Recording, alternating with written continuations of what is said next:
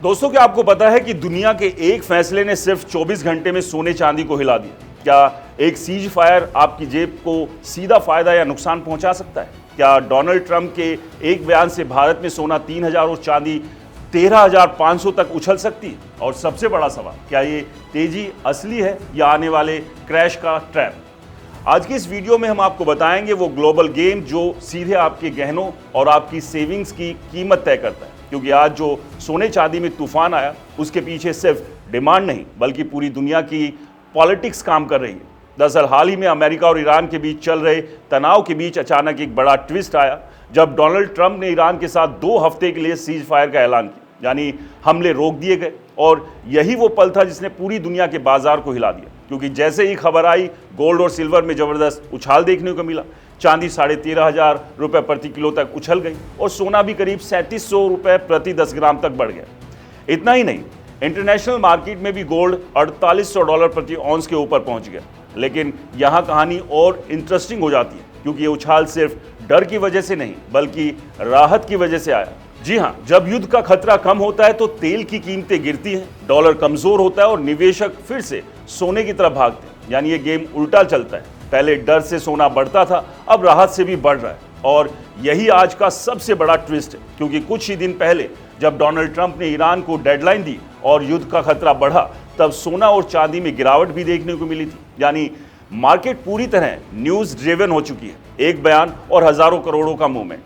अब सवाल यह है कि सीज फायर से सोना क्यों बढ़ रहा है? इसका जवाब छुपा है इन्फ्लेशन और ऑयल गेम में। क्योंकि जब युद्ध होता है तो तेल महंगा होता है, महंगाई बढ़ती है और सेंट्रल बैंक ब्याज दरें नहीं घटाते, जिससे सोना दबाव में आ जाता है। लेकिन जैसे ही सीज फायर होता है, तेल सस्ता होता है, डॉलर कमजोर पड़ता है और सोना फिर से आकर्षक बन जाता है। और यही वजह है कि जैसे ही सीज फायर की खबर आई, ग्लोबल मार्केट में गोल्ड 2 से 3% तक उछल गया और 3 हफ्ते के हाई पर पहुंच गए। अब अगर आप इसे भारत से जोड़कर देखें तो यहां इसका असर और भी तेज होता है, क्योंकि भारत में सोना सिर्फ निवेश नहीं बल्कि इमोशन भी है। शादी, त्योहार और सेविंग्स सब कुछ इससे जुड़ा है। इसलिए जैसे ही इंटरनेशनल मार्केट में उछाल आता है, यहां कीमतें तुरंत बढ़ जाती हैं। और यही वजह है कि आज दिल्ली, मुंबई जैसे शहरों में सोने चांदी के रेट में भारी उतार चढ़ाव देखने को मिल रहा है। लेकिन यहाँ सबसे बड़ा खतरनाक चीज क्या है? वो है वॉलेटिलिटी। क्योंकि ये तेजी जितनी तेज आई है, उतनी ही तेजी से गिर भी सकती है। क्योंकि अगर ये सीज फायर टूटता है या फिर डोनाल्ड ट्रंप अपना फैसला बदलते हैं, तो मार्केट फिर से उल्टा घूम सकता है। और यही वजह है कि एक्सपर्ट्स इसे इवेंट ड्रिवन रैली कह रहे हैं, यानी ये स्थायी नहीं बल्कि न्यूज पर आधारित तेजी है।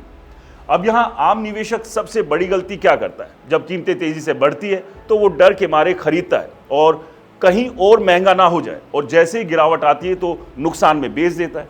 यानी मार्केट हमेशा उसके खिलाफ चलता है। और यही कारण है कि आज आपको समझना होगा कि ये सिर्फ सोने चांदी की कहानी नहीं बल्कि ये पूरी दुनिया की पॉलिटिक्स, युद्ध, इकोनॉमिक्स का खेल है, जहां एक देश का फैसला आपके घर की कीमत तय करता है। और अगर हम आगे देखें तो आने वाले समय में वॉलेटिलिटी और बढ़ सकती है, क्योंकि अभी ये सिर्फ 2 हफ्ते का सीज फायर है, स्थायी शांति नहीं। यानी अनिश्चितता अभी भी बनी हुई है, और जहां अनिश्चितता होती है वहां सोना हमेशा एक्टिव रहता है। इसलिए कुछ एक्सपर्ट्स मानते हैं कि लॉन्ग टर्म में सोना अभी भी मजबूत है, लेकिन शॉर्ट टर्म में बड़े उतार चढ़ाव आते रहेंगे। यानी ये सीधा ऊपर नहीं जाएगा बल्कि झटकों के साथ चलेगा। और यही वो जगह है जहां स्मार्ट निवेशक पैसा बनाता है और आम निवेशक फंस जाता है।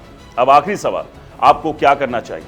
अगर आप लॉन्ग टर्म के लिए खरीद रहे हैं तो घबराने की जरूरत नहीं, लेकिन अगर आप शॉर्ट टर्म में ट्रेड कर रहे हैं तो हर खबर पर नजर रखना जरूरी है, क्योंकि आज का मार्केट डेटा से ज्यादा डोनाल्ड ट्रंप के ट्वीट्स पर चलता है। और यही इस पूरी कहानी की सबसे बड़ी सच्चाई है। दोस्तों, आपको क्या लगता है आने वाला भविष्य सोने और चांदी के लिए कैसा रहेगा? कमेंट्स कर जरूर बताएं। और हाँ दोस्तों, ये वीडियो एजुकेशन और नॉलेज पर्पज के लिए है, ना कि यहाँ कोई निवेश की सलाह। इसलिए जहां भी निवेश करें सोच समझ के करें।